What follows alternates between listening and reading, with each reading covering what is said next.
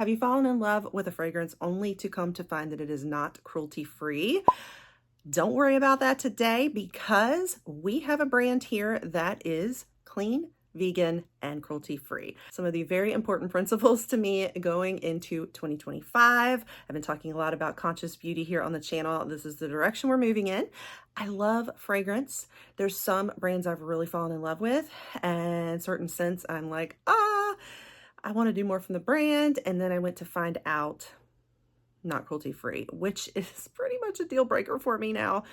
I was kind of heartbroken, but I'm really delighted to find a new brand. We're going to check this one out. This was PR gifted to me, this little sampler set from Shay Blue. And we'll talk a little bit more about them. I have not tried any of these yet. So you're going to come along with me for some sniff tests, some first impressions. We're going to talk about each of these scents and give my thoughts on them. So even though they were PR gifted, I give you guys my honest thoughts here. But if you are curious about this cruelty-free vegan brand, then stick around and we will hop right on in. All right, so welcome. If you're new here, I'm Cher. We are all about conscious beauty on the channel these days. So let's talk a little bit about Shay Blue. This video is not sponsored, by the way. It's just PR gifted and I am curious about it. So a few things about it. It is all genders is what they say, basically unisex. And so it's not designed for more feminine or more masculine. It's like everybody can enjoy. So they even have kind of a FAQ on their page and it says, what do you mean by all genders? And they answer, fragrance is more about a mood and personality, not what you look like. Shop our stuff free from the labels and stereotypes. So they're very big on vegan, cruelty-free, and clean. So of course they have in their FAQs, what is clean fragrance? We talk about this sometimes, that sometimes clean can be a gimmick from brands, no doubt, but there are certain ingredients that you may be trying to avoid. And, you know, there's kind of the big list of offenders out there that can do some not so good things. So looking for like what ingredients are important to you to omit from their list. So they say exactly that, good for you and for your body, free from nasty ingredients. We always match Sephora's no to list. And Shay Blue has a US site, so I'm like on the USA site right here. But they have a little description about where they make their fragrance. They say, we grab our fragrance oil from France and let it sit in big containers in North London before we bottle it and box it ready to ship from our warehouse in Bournemouth. I don't know if I say that right, guys. Sorry, I'm American. So we've got France, the UK, and then here in the US. So just so you know kind of where it's sourced from. And I just love kind of the marketing. And if you go to their website, you can see it's very designed for planet-friendly, sustainable, talking about really embracing who you are. It says, spray a little happiness and find your true self with fragrances designed to be fun, fast, and frivolous. So I'm loving what they kind of stand for, who they are. So I love this. This is why I really want to explore it. So let's get into this discovery set now and figure out what fragrances we've got. All right, so they've sent this discovery set with 5 different fragrances in it. Now they do have a range of different things like body care, actual fragrance. You even have lip and cheek tints. So they've got a little makeup in here too, but mostly like fragrance and body care, you know, oriented. So the first one I am going to check out is called Salt Caramel. And let's see what this is all about. So it comes in a little bottle like this. So we're not talking like tiny little samples. I like that. And in the packaging, it looks like this. You have a little sprayer. The bottles are, what is the size on this? It looks like it's 0.34 ounces. I mean, you got a good bit. It's enough. It's almost like a travel spray size, I think. So you have a good bit, like you can sample it, but it will still last you longer than a normal, like tiny little sample. So I like that. Let's look at the notes on this one. And just to give you a feel real quick for like the price point, this is considered a mini is what they're saying. It's 0.3 ounces. So that would be $30 for a mini. For a large one, it would be 3.4 ounces, and that would be $90. Now, I thought that I saw a 1 ounce one, but I can't get back to it now. There was a 1 ounce one for $50, but I don't know where that went, so I'm confused. And then they have a scent club as well. So I think you can join maybe their subscription. And that will give you a little discount on each one if you decide to go with that. So I think like one of these little bottles would be about $30. Notes on this. This is described as spoon drippingly glossy caramel, Caribbean tonka bean, and soft sandalwood melt into delicious frothy sea salt. A deeply comforting fragrance, so addictive it's illegal. So this is delicious, spicy, gourmand, and unisex. So I'm excited because this is sounding like my kind of fragrance, gourmandy. I'm loving gourmand right now. A little deeper, I like tonka bean in the winter. So this is kind of what I'm probably wanting at the moment. So let's see how it goes.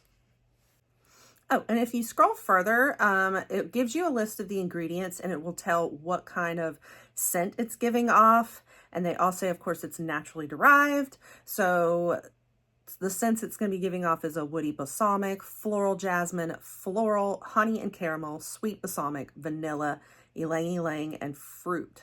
So it's a little different than how I'm used to looking at notes. Because that sounds like a lot. So let's see, but it does talk about in the general description that it's sandalwood and tonka bean. All right, so let's give it a shot.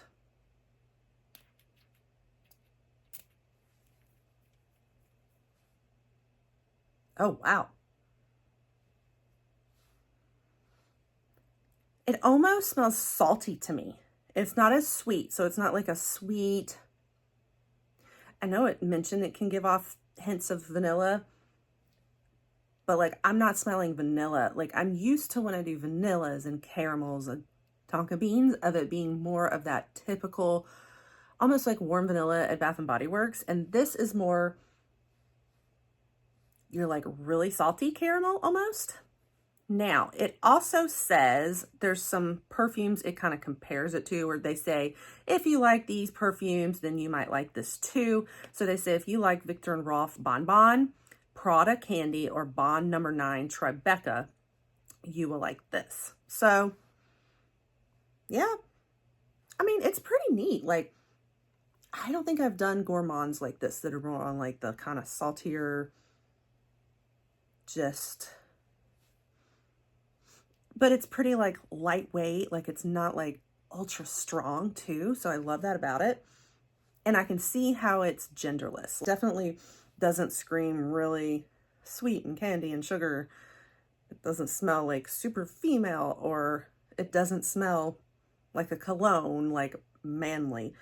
You know, it's just that kind of in the middle, like a lightweight, salty, caramelly tonka bean, but not really sweet. So I like it pretty well. Now, the only thing is I'm not going to be able to test out for you guys how it kind of wears over time, the longevity and all that with us doing more of a first impressions, but I just really wanted to kind of try it out on camera. All right, the next one is called Blood Oranges. And this one is described as lip-smacking burst of refreshingly zesty fragrance underpinned with rich and sensual blend of musk, woods, and smoky leather. Ooh, I don't know. I'm not a leather fragrance kind of gal. So orange, amber, musk, leather, and wood are the notes on it.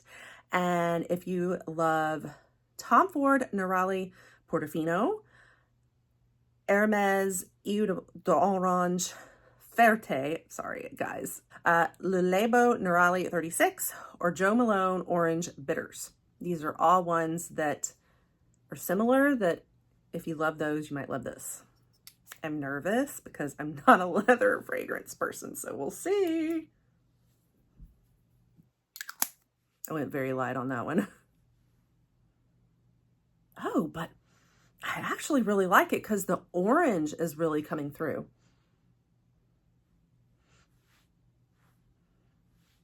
Honestly, on this, like, I don't pick up on all those other notes, honestly. I just pick up on orange. Like, I straight up feel like I just accidentally spilled a little bit of an orange that I was squeezing or cutting up onto my wrist. That is truly what it smells like. There might be the slightest hint of a deeper note under it, but it is not an unpleasant deep note. I'm usually not into the deeper notes. It's like you do almost smell the slightest like smoky, woodsy, musky scent, but in a good way. Like it's not bad at all. So, oh my gosh, I can't believe I like it. So that is so cool. I actually think I might like this. I might even keep it. It's gonna have the slightest orangey fruity, but not, you know, again, it's not gonna be like sweet fruity. It's smoky fruity. Isn't that interesting? But definitely straight up orange. Okay, so next one is Melrose Apple Blossom. So let's see what this is all about. I'm gonna have to start spraying this in other places. I'm still trying to put it on my skin though, because I want to know how it sits on my skin as opposed to spraying it onto like paper, because I find that that definitely changes it up so much. Let's look at the notes on this one. It says, "Effet, let's go, fragrance designed for life. Dancing blossoms spiked with moresh, salted toffee apple, sharp lemon bamboo, and cool chilled amber. A fun and frivolous fragrance that's all apples and no apps." No apps, okay. So notes are fresh, floral, gourmand, unisex. Okay. So the notes on this are going to be apple blossom, caramel, bamboo, and amber. If you love Marc Jacobs Daisy, Dolce & Gabbana light blue, DKNY Be Delicious, Chanel Chance, You Tendre, and Dior J'adore, you might like this. Oh my goodness. Okay, that's exciting because I really love the Dior J'adore, but Dior is not cruelty free, and so it's been breaking my heart. And so if I find something similar to it that I know is a brand I love to support, I'm going to be so excited. I'm not sure about Dolce & Gabbana light blue though. Don't remember liking some of the ones inspired by that, so we'll see. Okay, where can we spray this? And I'm not sure about bamboo. I don't know if I've ever done one with a note of bamboo, so we'll see how this goes. But I love the idea of the F it, let's go.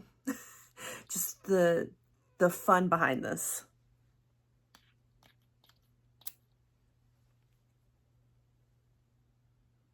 Oh, beautiful. This is definitely more floral. It is. I'm definitely picking up on the floral a lot more. A little touch of the apple, but honestly, what screams through is the floral all the way. I guess it's apple blossom. It says it has caramel. I don't smell the caramel, but it does have the slightest sweeter scent to it. So maybe that's where the caramel is, what the caramel's doing with it. This one's a little stronger than the other ones, and florals kind of tend to be that way. But one thing I really have noticed, I know we've talked about the whole clean is sometimes a gimmick, but I really can tell the difference between a lot of brands in fragrance that say they're clean versus other ones that don't say that. And I do notice such a difference in like the headache factor. It's just, they're not as strong and overpowering. Like they really do, like I can tell a difference. And so this is where I'm at there, is like, I feel like it's a good alternative that still gives you the strength of the floral smell, but without like that headachy feeling that a lot of perfumes give. Do I think it smells like Dior J'adore? Now I'm gonna have to get my J'adore. I'll let you know. Hold on. Now I have different versions of it though. I can't remember which one's which, but so I don't know which one they're referring to. This one's a little almost smoother. The Dior is, but let's see I think this is more the regular one. Okay. Yeah, it's similar, but not the same. I feel like Dior's has that like smoothness to it, and Shay Blue's is like just a little more, like there's some kick in it, a little bit more of a kick in it, but it's nice. I really do like it, and I am a floral. I like some florals, but some can be a little too, like I don't like the really old lady ones, but I like floral when it brings in some sweet and gourmand too, like this. Yeah, that's really nice. That might be my favorite so far. Next one, we're going to move on to the lilacs and gooseberries. And this one is described as nightmare dressed as a daydream, a twisted and addictive, juicy floral, obsessive lilacs, open to the thrill of dark demons, twisted with sharp gooseberries drenched in juice, finishing this intoxication with smooth white amber. So it sounds like another pretty heavy floral. We've got notes of lilac, gooseberry, and amber. All right, let's see how this goes. I'm gonna put this on the, actually, I'm gonna do this on my hand this time.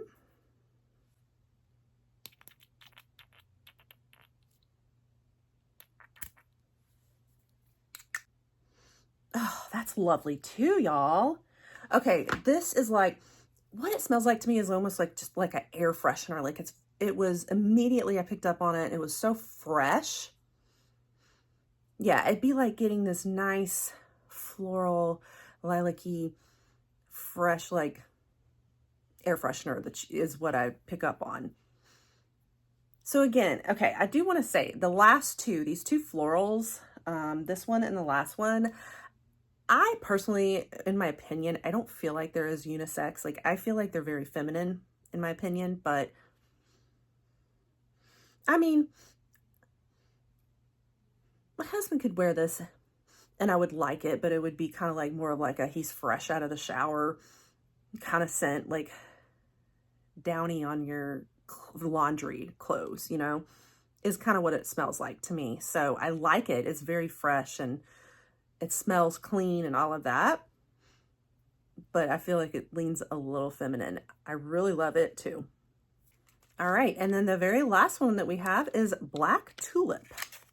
All right, so this one is described as decadent as is deadly. Oriental plum flirts with creamy white chocolate and wood. Contrasts a fresh cyclamen with sensual undertones, a day-to-night fragrance, pleasure, and perfection. So the notes in here are basically tulip, snowdrop, plum, cyclamen, and white chocolate. All right. Okay, so they're saying if you like YSL Black Opium, which I do, Tom Ford Black Orchid, Mugler Angel, Viktor and Ralph Flower Bomb, my favorite fragrance on the planet, Kilian Love Don't Be Shy, and Guerlain La Petite Robe Noir, you're going to love this. Okay, then.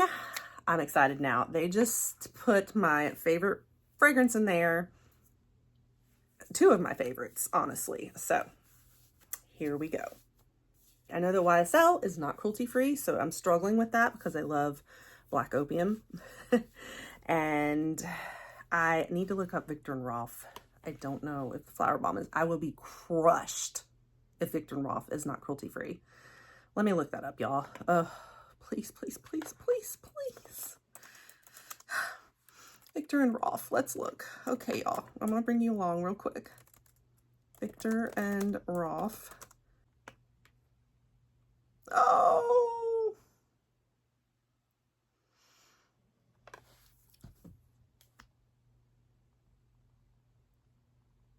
It's not. Okay, I'm gonna try to keep from crying on camera now. Okay, y'all. Let me see if I can find a replacement that I love as much as my Flower Bomb. We're gonna try it out. We're gonna see. Okay, let's give it a shot.